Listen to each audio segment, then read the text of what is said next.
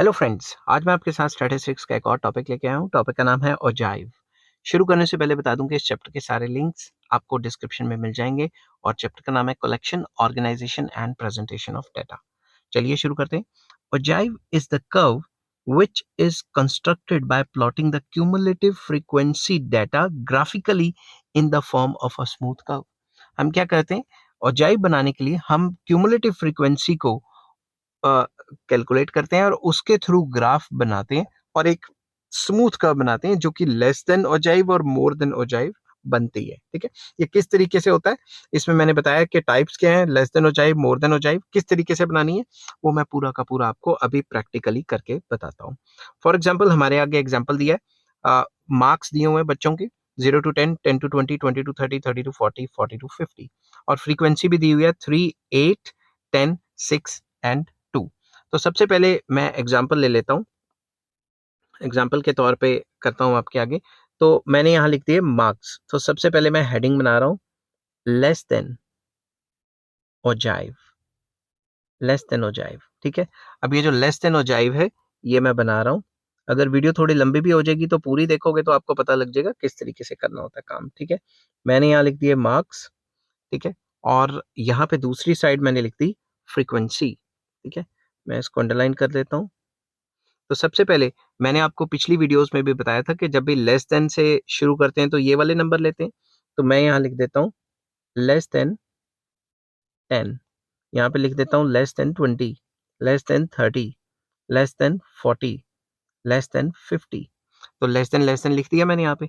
अब जब भी लेस देन लिखूंगा तो यहाँ से फ्रीक्वेंसी जो है वो ऐड ऑन होती रहेगी। लेस देन 10 की सामने वाली कितनी आ गई, 3। लेस देन 20 की कितनी, 3 and 8, 11, 11 and 10, 21, 21 and 6, 27, 27 and 2, 29। समझ की बात। तो ये मैं प्रॉपर लिख देता हूँ 27 and 29। अब इसका मुझे एक लेस देन ओजाइव बनाना है। किस तरीके से बनाना है वो मैं आपको आपको करके बताता हूँ। मैं इसको सबसे पहले ज़ूम आउट करता हूँ और यहाँ से पेन का कलर चेंज करता हूँ और मुझे चाहिए 1 2 3 4 5 और यहाँ पे भी 5 ये कर लेता हूँ। ठीक है, तो मैं एक ग्राफ बना रहा हूँ। ठीक है, और यहाँ पे भी मैं ऐसा ग्राफ बना देता हूँ। ठीक है, ये स्ट्रेट लाइंस बन जाएंगी क्योंकि मैंने टूल सिलेक्ट किया हुआ है। आपको स्केल से बनाना पड़ेगा ये X axis, Y axis, point of origin. ठीक है, तो नीचे मैं लिख देता हूँ मार्क्स। ठीक है, और यहाँ मैं लिख देता हूँ फ्रीक्वेंसी, फ्रीक्वेंसी यहाँ पे। ठीक है, फ्रीक्वेंसी। ठीक है, अब ध्यान से देखना मार्क्स में यहाँ कौन कौन से लिख रहा हूँ, ये वाले। ठीक है, तो मैं यहाँ लिख रहा हूँ 10, यहाँ पे लिख रहा हूँ 20, यहाँ पे लिख रहा हूँ 30, यहाँ पे लिख रहा हूँ 40, यहाँ पे लिख रहा हूँ 50। ठीक है, और यहाँ पे फ्रीक्वेंसीज कितनी है, 29 तक है तो 30 तक बना लेता हूँ मैं। ठीक है, 5 का गैप दे देता हूँ, 5, 10, 10 सीधी तरह लिख लेता हूँ, 10, 15, 20, 25, यहाँ आना था 30, इसको खींच देते हैं थोड़ा सा।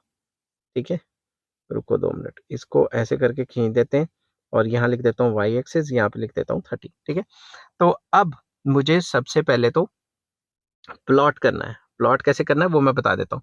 10 के सामने लेस देन 10 क्या है, 3। तो 10 के सामने मुझे 3 प्लॉट करना है, तो ये 10 के सामने 3 यहाँ कहीं आ जाएगा क्योंकि यहाँ 3 आएगा और यहाँ 10 है ना। समझ की बात। तो इस तरीके से आपको प्लॉट कर दिया। दूसरा क्या है, 11। तो 20 के सामने 11, 20 के सामने कितना करना है, 11। तो 20, ओहो यहाँ मैंने क्या लिख दिया, 20 के बाद 25 लिखना था। रुको 2 मिनट, यहाँ पे लिखना था 20, यहाँ पे लिखना था 25। ठीक है, तो अब मुझे प्लॉट क्या करना है, मुझे प्लॉट करना है 20 के सामने 11। तो 20 के सामने 11 कहाँ पे आएगा, 20 के सामने 11 यहाँ कहीं आ जाएगा। ठीक है, और 30 के सामने कितना है, 21। तो 30 के सामने 21 अगर मैं देखूँ तो यहाँ कहीं आ जाएगा। फिर 40 के सामने कितना है, 27। तो 40 के सामने 27 यहाँ कहीं आ जाएगा। समझ की बात। ये 25 है ना, तो 25, 27 यहाँ कहीं आ जाएगा। ठीक है, 50 के सामने क्या है, 29। तो 29 यहाँ कहीं आ जाएगा। समझ की बात। अब अगर ध्यान से देखो, इस कर्व को मैं मिलाऊं पॉइंट ऑफ ओरिजिन से, तो ये कर्व ऐसे जा रही है। इसको फ्री हैंड से मिलाना है, स्केल से नहीं मिलाना। समझ की बात। मैं फिर से मिला रहा हूँ, फ्री हैंड से मिलाना है, स्केल से नहीं मिलाना। ठीक है, ऐसे करके ये कर्व बन जाएगी। तो इसको क्या कहेंगे, इसको हम कहेंगे less than ogive, less than ogive. क्यों, क्योंकि हमने इसको लेस देन से बनाया है। समझ की बात। हमने इसको लेस देन से बनाया तो इसको कहेंगे लेस देन ओजाइव। यहाँ तक अगर आपको समझ आ गई हो तो मैं फिर इसको ऐसे करता हूँ, मैं इसको सिलेक्ट करता हूँ, ठीक है? सिलेक्ट करके इसको छोटा कर देता हूँ, ठीक है? यहाँ साइड पे लगा देता हूँ क्योंकि मुझे मोर देन भी बनाना है, जगह की कमी हो रही है थोड़ी, ठीक है? तो अब मैं पूरी की पूरी सीरीज़ को मोर देन में कन्वर्ट करता हूँ, इसी सीरीज़ को, ठीक है? अब मैं यहाँ ये जो है ये तो लेस देन हो गया, तो अब मैं यहाँ लिखता हूँ more than ogive, more than ogive, ठीक है? मोर देन ओजाइव बनाने के लिए मैं क्या करता हूँ, मोर देन ओजाइव बनाने के लिए सबसे पहले यहाँ पे वही लिखता हूँ मार्क्स, ठीक है? मार्क्स के साथ लिखता हूँ फ्रीक्वेंसी। अब आप ध्यान से देखो, मैंने आपको पहले भी बताया जब मोर देन करूंगा तो ये पहले वाले नंबर लूंगा, तो मैं यहाँ लिखता हूँ मोर देन 0, ठीक है? इनको अंडरलाइन करना भूल गया मैं, ठीक है?